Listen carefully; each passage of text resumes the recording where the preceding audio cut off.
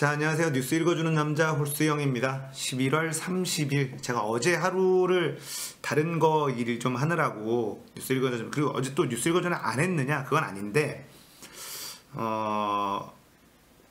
문재인 정부의 페미 정책 가지고 뭐 얘기하다가 이거를 녹화하기가 애매해가지고 그냥 라이브로만 해서 유튜브에 올라가지는 않았습니다. 그랬더니 댓글에 방송을 꾸준히 업로드를 해야지 이러면서, 아니 홀스 형 장사 하루 이틀 하는 것도 아니면서 이렇게 하면 안 된다, 이런 댓글을 보고 제가 오늘도 부랴부랴 부랴부랴 와서 했습니다. 맞는 말이죠. 자, 오늘 첫 번째 이슈는 기준금리 인상. 자, 한국은행이 11월 30일 오늘 기준금리를 0.25% 인상을 했습니다. 자, 사실 진작 했어야 된다라는 얘기도 굉장히 많았고, 한국은행은 많은 분들이 이제 한국은행의 역할에 대해서 잘 모르시는 분들이 많이 계셔서, 한국은행이 하는 첫 번째 이유는, 첫 번째 통화정책의 첫 번째는 물가. 타이밍을 놓쳤다. 물가를, 첫 번째가 사실 물가거든요. 물가를 관리하는 곳이 한국은행이에요. 물가가 좀 많이 오른다 싶으면 금리를 조정을 해서 물가를 잡고, 또 만약에 너무 꺼진다 싶으면 또 금리를 조정해서 물가를 다시 끌어올리고, 이렇게 건강한, 감당할 수 있을 정도의 이런 것들을 이제 한국은행이 호흡 조절을 하고, 그리고 한국은행은 항상 미리 매우 앞서 나가는 어떤 정책을 운영을 해야 된다. 이런 게 이제 기본적인 건데, 자, 미국이 금리를 3번이나 올리는 동안에 한국은행이 계속 금리를 동결했습니다. 자, 그러면서 우리나라 주가가 한번 쫙 빠질 때 주식을 직접 투자한 사람들이 이주열 한국은행장을 엄청 성토를 했어요. 미국이 계속 금리 인상을 하는데 한국은행이 무슨 통뼈라고 금리 인상 한 번도 안 하냐, 그러니까 외국 자본이 다 빠져나가서 한국 주가가 빠질 수밖에 없다, 이러면서 굉장히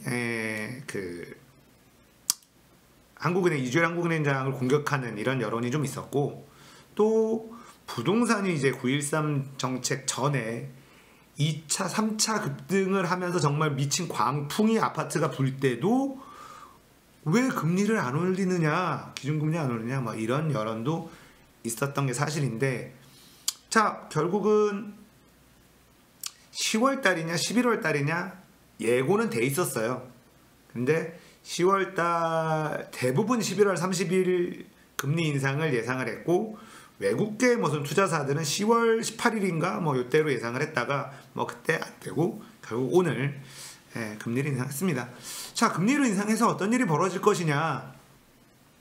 자, 금리 인상은 기본적으로 이자가 높아진다는 뜻이죠. 자, 이자가 높아지면 어떻게 되느냐? 돈을 저축한 사람은 이자를 많이 받고, 돈을 빌린 사람은 이자를 많이 내게 돼요. 네. 그래서 이자를 올리면 빚내서 뭔가 한 사람들은 이제 이자 부담이 높아지게 되죠. 심플하게 그겁니다.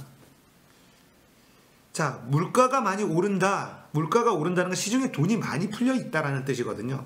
그러면 시중에 돈을 걷어들이려면 금리를 올려서 은행에다 돈을 넣으시면 이익이 됩니다. 그러니까 바깥에 있는 돈 은행으로 좀 넣으세요, 이 얘기고요.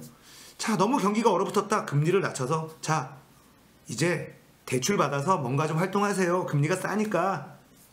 심플하게 그냥 이런 거예요. 이게 전부는 아닙니다. 자, 그러나 이제 또 사실 그건 있어요. 우리나라가 주택담보대출, 주담대 비중이 워낙에 높죠.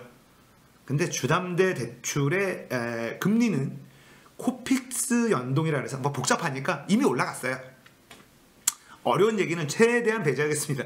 그냥 이미 주담대 금리는 이미 다 올라가서 주담대 때문에 이런 사람들은 기준금리 인상 이미 맛보고 있다.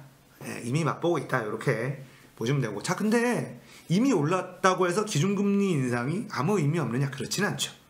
자, 우리가 은행도 장사하는 곳이거든요. 그러니까 예대 마진이라 그럽니다. 예대 마진.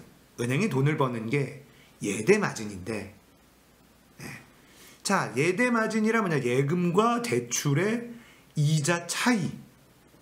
예금할 때 내가 100만 원을 저축을 우리 은행에 100만 원을 저축했으면 한 달에 주는 이자와 100만 원을 빌려줬을 때 한 달에 받는 이자의 마진율, 그걸 예대 마진이라고 해요.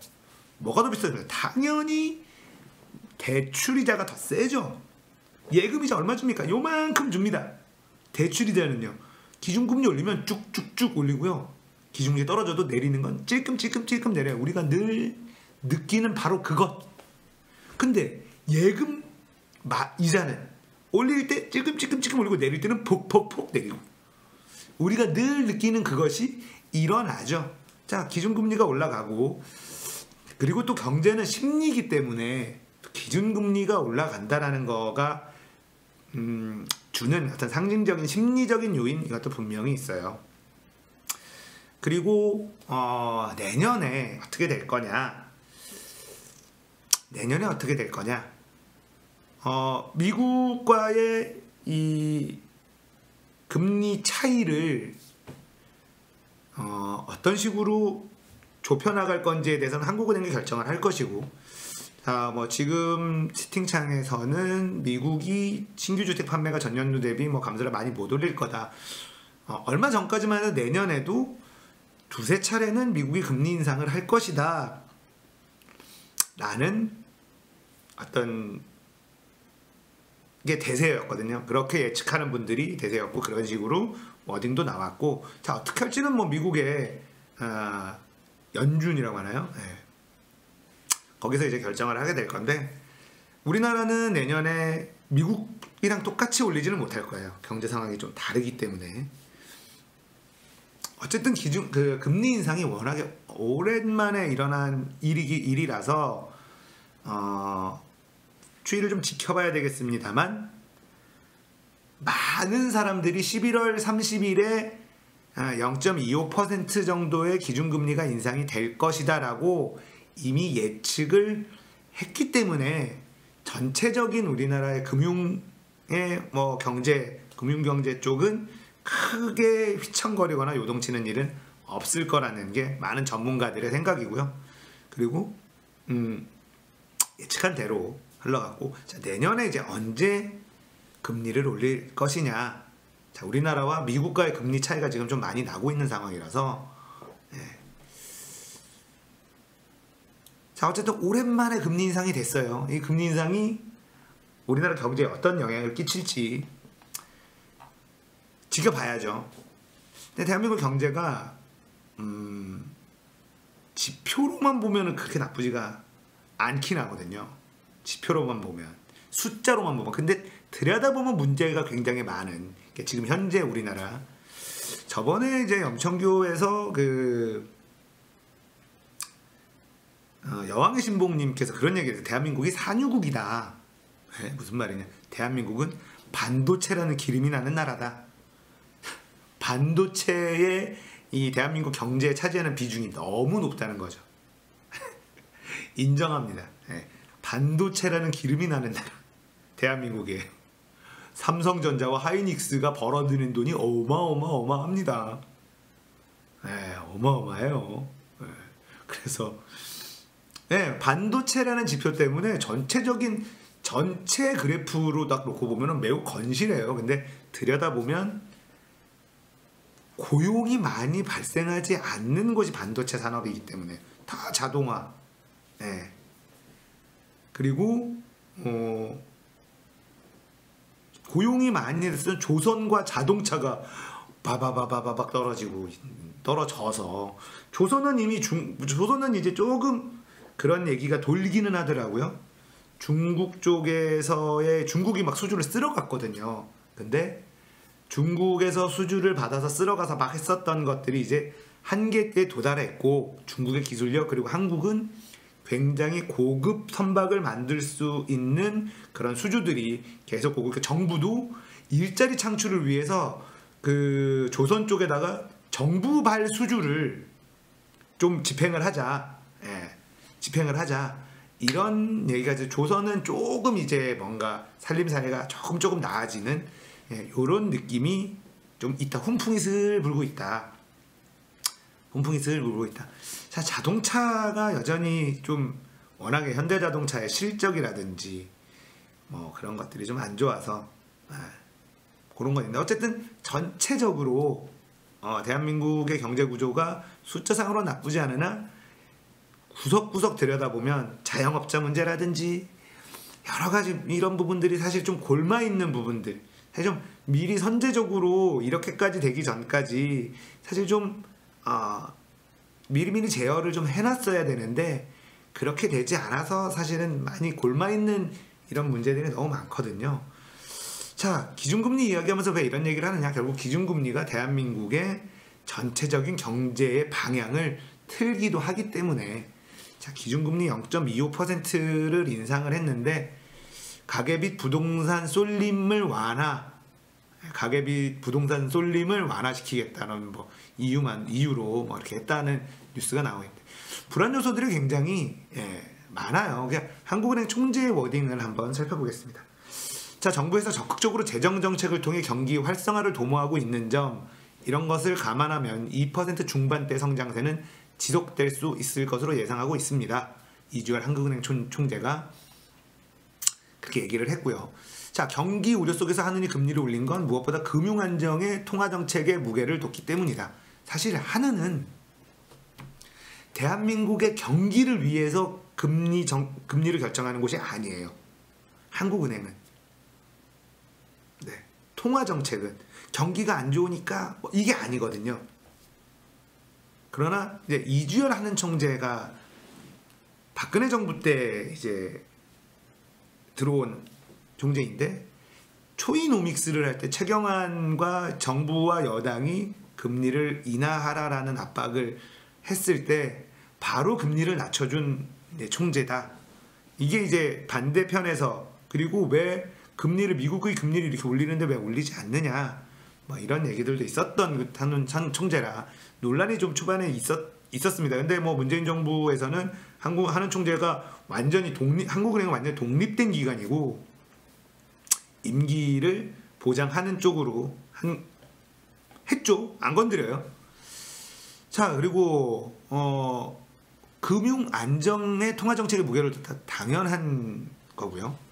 저금리가 장기간 이어지면서 생긴 부작용을 해소해야겠다는 건데, 한은은 소득보다 빠르게 늘고 있는 가계빚과 부동산 시장의 쏠림 문제 해결이 시급하다고 봤습니다. 너무 늦게 본 거 아닌가요? 시급한 지는 좀 오래된 것 같은데 너무 늦게 본 것이 아닌가 이런 생각이 좀 듭니다. 자, 그리고 미국이 다음 달 기준금리를 또 올리면 1%포인트까지 벌어질 금리차도 부담으로 작용했다. 당연하죠. 미국이 세계 지금 유일한 호황국가. 자, 그러니까 미국이랑 금리 차이가 나면 우리나라에서 그 외국 자본들이 빠져나가는 거는 뭐 그냥 명약 관하다. 당연한 이치죠. 그리고 그런 것도 작용을 했고, 그 다음에 금리를 올려도 된다. 대내외적인 경제 여건도 그렇게 나쁘지 않은 걸로 평가했습니다. 세계 경제 성장세가 대체로 괜찮고 국내 역시 소비와 수출이 좋아 잠재 성장률 수준은 유지할 거라는 판단. 이게 이주열 한국은행 총재의 지금 한국은행의 생각이에요. 자, 하지만 이제 낙관적으로 보기엔 불안 요인이 있다. 국내 산업 지표들이 나아졌다고는 하지만 추세로 보기는 아직 어렵고, 자, 그리고 미중 무역 분쟁과 신흥국 금융 불안도 가능성도 여전하다.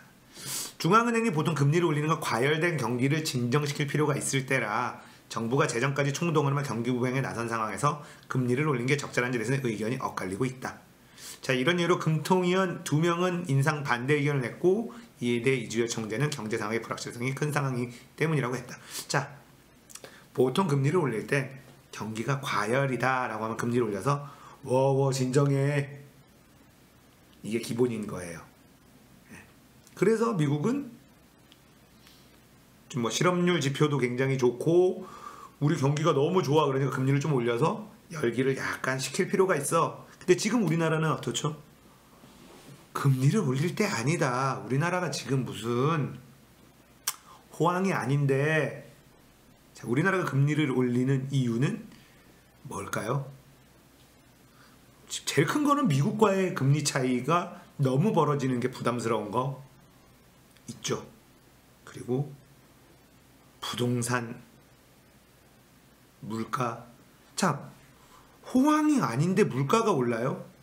이상하거든. 보통 호황이고 돈이 막 돌아야 물가가 오르는데, 자, 근데 우리나라 또 그런 얘기 있어요. 보면 물가 상승률을 보면 왜 나는 그거보다 훨씬 많이 오른 것 같은데 왜 저거밖에 안 오르지? 이런 게 있어요. 생활 물가가, 우리하고 와닿는 생활 물가가 조금 많이 올랐죠. 그래서 지금 사실 아주 상식적인 경제 상황에서는 금리를 인상할 타이밍은 아니라고 보여요. 예. 저는 개인적인, 아주 제 개인, 저는 뭐 경제 전문가가 아닌, 그러나 올릴 수밖에 없는. 우리는, 자, 미국하고 금리 차가 나면 어떤 문제가 벌어지느냐? 아주 간단합니다. 세계에서 미국이 망할 확률이 높을까요? 한국이 망할 확률이 높을까요? 당연히 한국이겠죠. 미국이 망하면 지구가 망하는 거다, 이렇게 생각하는 분들 많죠.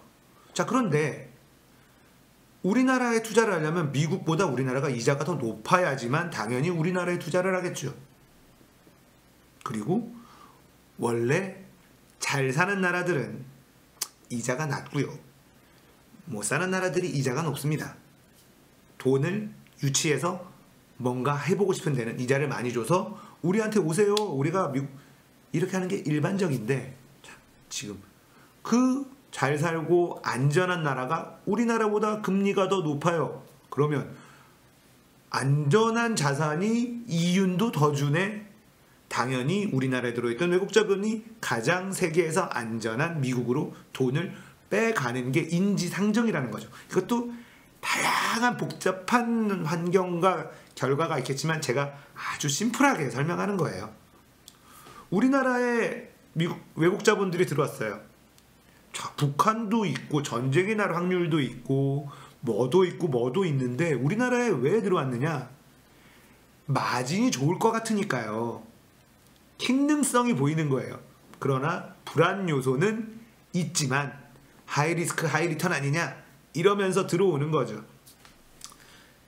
자, 우리나라보다 더 하이리스크 하이리턴 어디겠습니까? 동남아죠. 동남아에 지금 개발되고 있는 나라에 비해선 우리나라는 굉장히 안전한 투자처임에도 틀림없습니다. 우리나라는 지금 현재 외국 자본들이 굉장히 매력적인 곳이에요. 북한이라는 전쟁 리스크를 제외하면 그 전쟁 리스크 때문에 저평가되어 있는 곳이다라고 평가받는 곳이 대한민국입니다. 자, 그래서 동남아 쪽은 우리나라보다 훨씬 더 많은 이익이 발생해야지만 하이리스크 하이리턴으로 동남아 쪽에다 투자가 가겠죠. 그래서 우리나라 외국 자본들이 굉장히 많고, 그리고 그게 있습니다. 우리나라가 IMF 구제금융, 국가부도의 날이라는 영화 개봉해서 보신 분들이 많은데 저도 아직 못 봤는데, IMF 구제금융 이후에 개방을 많이 해요. 자, 돈을 빌린 대가로 IMF가 시키는 대로 경제저책을 세고 구조조정을 막 합니다. 그래서 세계 경제 위기가 있을 때 우리나라가 특히 취약해요. 왜냐? 돈을 넣기도 빼기도 쉬운 구조로 돼 있어요. IMF 구조조정, 구제금융을 받으면서 룰이 바뀌었습니다. 그래서 세계의 ATM기다라는 비아냥을 우리나라의 투자자들, 개미 투자자들이 그렇게 얘기를 하죠. 네. 그래서 우리나라는 굉장히 금융 쪽도 그러니까 외국 자본이 보기에 우리나라가 정말 매력이 있어요. 자, 그건 뭐냐면 위기가 닥칠 때 잘 뺄 수도 있기 때문에 매력적인 거예요. 자, 우리는 그러면 어떻게 알면 될까요? 들어오는 매력이 있는 게 나가기가 좋으니까 매력이 있는 것도 있어요. 그러면 위기가 안 나게 관리를 잘하면 굉장히 외국 자본이 들어오기 좋은 나라라는 얘기예요. 네. 장난치기 좋은 나라이기도 하지만 여러 가지, 그러니까 우리나라가 지금 규제를 철폐해야 된다 어쩌고 저쩌고 하지만 해외 자본 입장에서는 한국처럼 매력적인 나라도 없어. 그건 장점일 수 있고 단점일 수 있기 때문에 무조건 나쁜 것만은 아닙니다. 무조건 나쁜 것만은 아니에요.